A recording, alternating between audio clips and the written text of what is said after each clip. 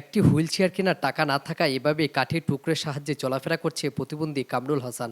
কামরুল হাসান এখন বর্তমানে গাজীপুরে কোনাবাড়ি এলাকায় একটি ভাড়া বাসায় বসবাস করেন এবং তিনি ভিক্ষাবৃত্তি করে যে টাকা আয় করেন তা দিয়ে তার সংসার চলে।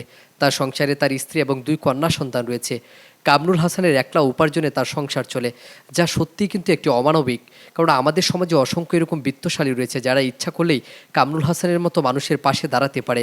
কামরুল হাসানের ইচ্ছা, যদি কোনো ব্যক্তি যদি তাকে একটি হুইল চেয়ার কিনে দেয়, তাহলে স্বাভাবিক জীবনে ফিরে না আসলেও তিনি এটি দিয়ে চলাচল করতে পারবে, অনেকটাই তার কষ্ট লাঘব হবে। কামরুল হাসান, আমার গ্রামের বাড়ি জামালপুর, জামালপুর ডিস্ট্রিক্ট। আচ্ছা, আপনার এই শারীরিক প্রতিবন্ধী হওয়ার মূলত কিভাবে এটা মার গর্ভের থেকে জন্মের থেকেই হয়েছে। এখন মূলত কিভাবে জীবিকা নির্বাহ করছেন, কিভাবে এখন জীবিকা নির্বাহ ওই মানুষের কাছে যায়, সাহায্য সহযোগিতা নেওয়া, এটাই সাহায্য চাই, এটাই। এমনিতে কি বিয়ে শাদী করেছেন?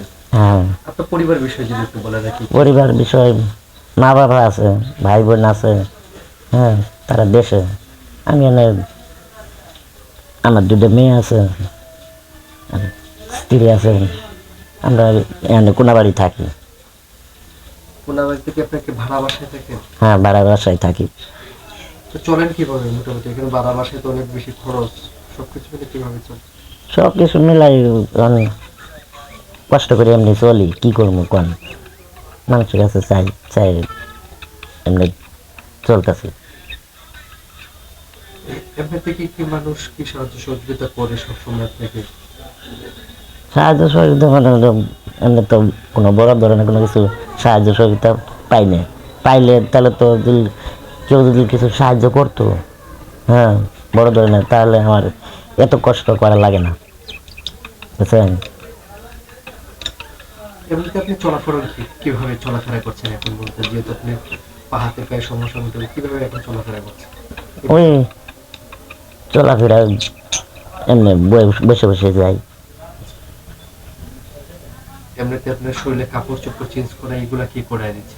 এগুলা এটা নিজে পারি, কাপড় চোপড় গায়ে দেওয়া, তারপরে গোসল গাও করা, হ্যাঁ, খাওয়া দাওয়া, নিজেই সব কিছু করতে পারি, কিন্তু কাজ করতে পারি না। এমনিতে কাজ করতে পারেন না, কি? এখন ইচ্ছাটা কি মূলত, যে কি চিন্তা ভাবনা আছে? এখন আমার ইচ্ছা হলো যে কেউ যদি আমার সাহায্য করতো, হ্যাঁ, তাহলে আমি একটা কিছু করে খাইতাম, ভালোভাবে চলতে পারতাম, বুঝছেন। একটা ছোট একটা দোকান করে খাইতে পারতাম, কেউ যদি সাহায্য সহযোগিতা করতো। এখন দৈনিক আপনার ইনকাম হচ্ছে কত টাকা? ইনকাম দৈনিক এখন গিয়ে কতদিন 400 হয়, কত 500 হয়, 600 হয়, এইরকম ইনকাম। কষ্ট লাগে না স্বাভাবিক মানুষজন যখন আপনার সামনে চলাফেরা করে, আপনি এরকম নিজের কাছে খারাপ লাগে না? হ্যাঁ, অনেক কষ্ট লাগে। কি করব, কষ্ট লাগলে আর কিছু করার নাই, আল্লাহ দিছে, কিছু করার নাই।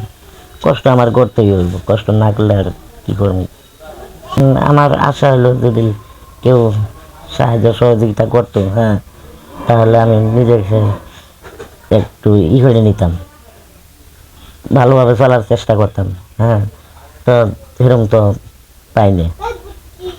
যদি পাইতাম, কেউ দিত আমারে, তাহলে তো আর আমার এত কষ্ট করা লাগতো না। 2টা মেয়ে আছে, হ্যাঁ, বউ আছে, তাদের নিয়ে আমি কোনাবাড়ি এই থাকি, সবসময় এই কোনাবাড়ি আনসার মার্কেটের সামনে থাকি, হ্যাঁ। এখানে যদি কেউ আমার কিছু সাহায্য করতো, হ্যাঁ, তাহলে নিজের একটু ভালোভাবে চালাতে পারতাম। বাবা মা কি বেঁচে আছে আপনার? হ্যাঁ, বেঁচে আছে তারা।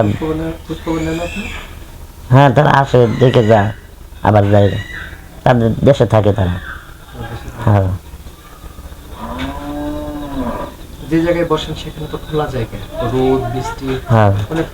অনেক কষ্ট হয়, বৃষ্টি, রোদ, ঠান্ডা, হ্যাঁ, এইভাবেই থাকতে হয়। কি করবো, না থাকলে তো উপায় নেই। ইনকাম মানুষের কাছে সাহায্য সহযোগিতা তো চাল লাগবে, না চাইলে তার পাইতাম না, না গেলে তার পাইতাম না, ওইভাবেই থাকি। মানুষ দেয় সাহায্য সহযোগিতা করে মানুষ এখন? দেয়, ওখান আল্লাহ যা দেয় তাই পাই।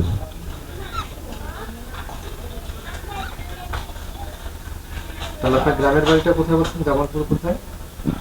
জামালপুর মাদারগঞ্জ থানা। হ্যাঁ। গ্রামের নাম কি? গ্রামের নাম খোলারপাড়া। আপনার বাবার নাম কি? বাবার নাম মোহাম্মদ বেলাল উদ্দিন মন্ডল। হ্যাঁ। আর আপনার নাম হচ্ছে কামরুল কামরুল হাসান। কামরুল হাসান।